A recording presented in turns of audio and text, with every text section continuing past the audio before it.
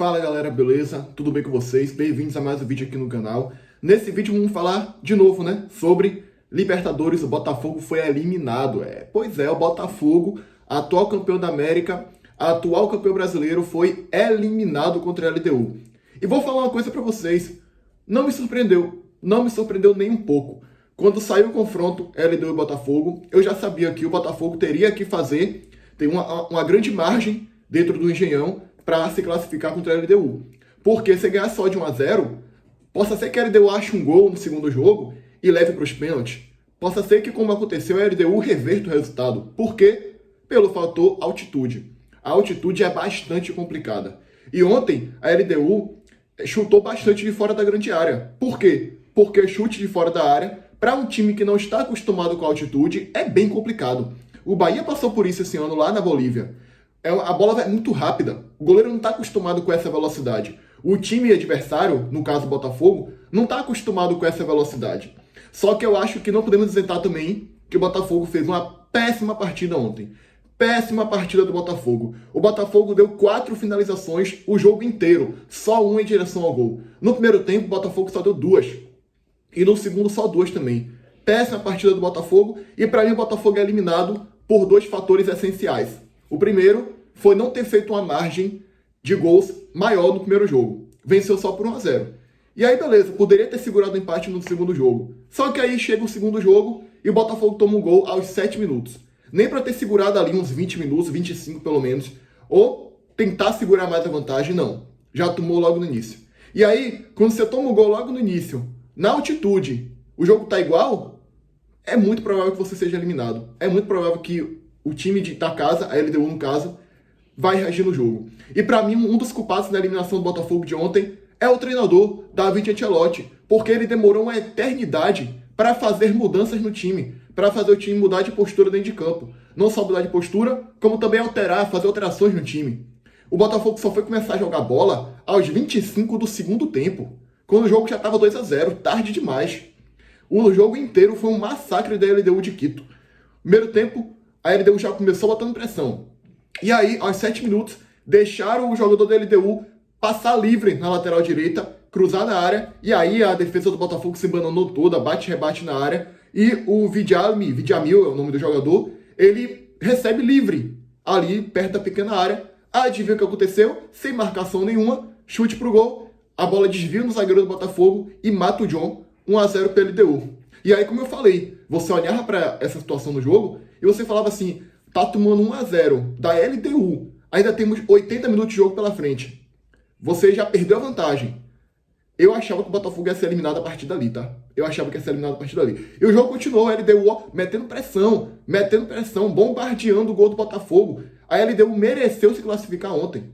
Aí chega o segundo tempo, o jogo continua na mesma toada e aos 60 minutos, pênalti para a LDU. O pênalti em si não se contesta. Eu acho que foi pênalti, eu acho que o braço dele estava um pouquinho aberto ali, não estava 100% colado ao corpo, apesar que esse debate do pênalti, da bola na mão da bola, é um debate bastante complexo nos dias de hoje. Por quê? No Mundial, um pênalti que para mim era para ter sido pênalti que não era para ter sido pênalti, na verdade, foi Fluminense contra Inter de Milão, se eu não me engano, ou contra o Chelsea, contra o Hilal, não lembro aqui, e não deram pênalti. Outros lances eles marcam. Ou seja, para mim ficou uma coisa bastante banal. Qual é a regra, enfim? Se tá com o braço aberto é pênalti, aí teve intenção ou não, mas isso é um debate para depois. É um debate bastante complexo.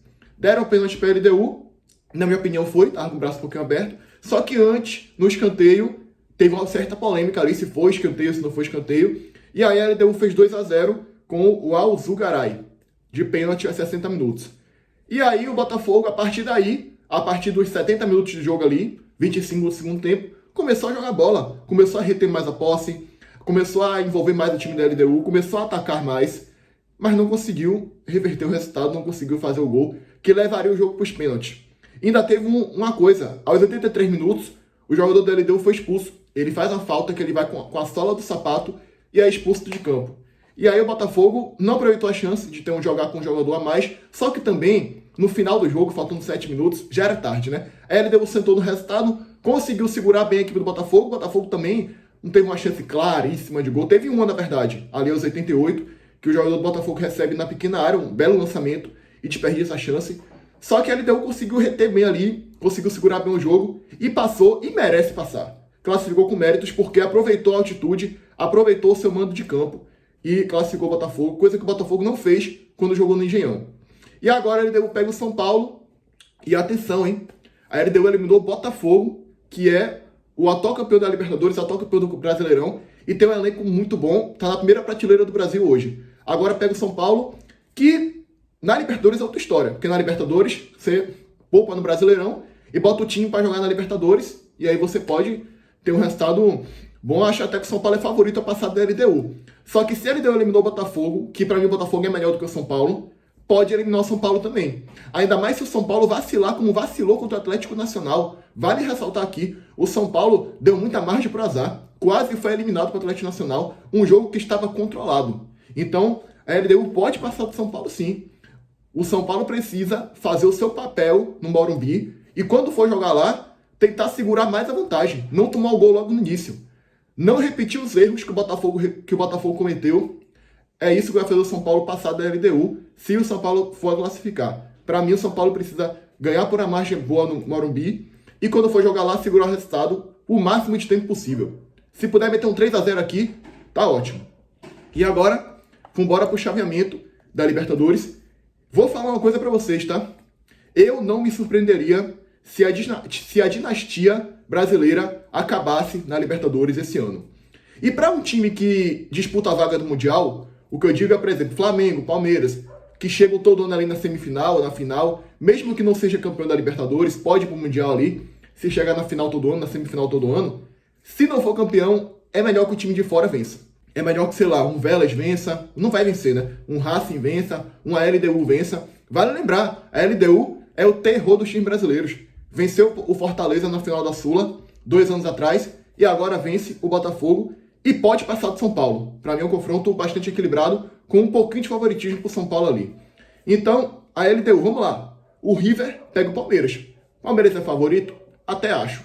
Mas o River não é um adversário de se jogar fora. LDU, para mim o São Paulo é favorito, mas a LDU pode passar. Então possa ser que pelo menos um seja eliminado aí.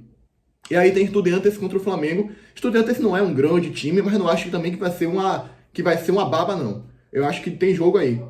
Então, eu não me surpreenderia. E tem mais, se o Flamengo passar, ele enfrenta o Racing, que é um grande time hoje em dia na América do Sul. Então, eu não me surpreenderia se algum time de fora do Brasil vencesse a Libertadores. Coisa que não vem acontecendo ultimamente. Vale ressaltar que dos 6 times brasileiros nas oitavas, 3 foram eliminados. O Inter caiu pro Flamengo, acabou o ano do Inter agora. Eu falei isso daqui, agora o Inter só tem Brasileirão aí e não vai ser campeão, no máximo Libertadores aí. Então acabou o ano do Internacional. Você tem agora o São Paulo, que eliminou a equipe do Atlético Nacional. E você tem o Palmeiras junto com o Flamengo. O Inter foi eliminado, como eu falei. Fortaleza caiu por Vélez e o Botafogo caiu para a LDU. O que eu quero dizer com isso? Só temos 3 times brasileiros nas quartas de final. Geralmente era no mínimo metade nos últimos anos aí. E nós temos mais equipes argentinas do que brasileiras nas quartas de final. São 4 times argentinos, Vélez, Racing, Estudiantes e River, e 3 brasileiros.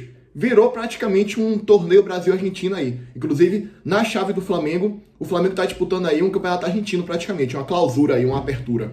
Porque só tem Flamengo, junto com Estudiantes, Racing e Vélez, visto que o Fortaleza foi eliminado pro Vélez, o Peñarol caiu pro Racing e o Cerro Porteño caiu aí pro Estudiantes. E na outra chave, nós temos o único time de fora do eixo Brasil-Argentina que sobrou, que é a LDU.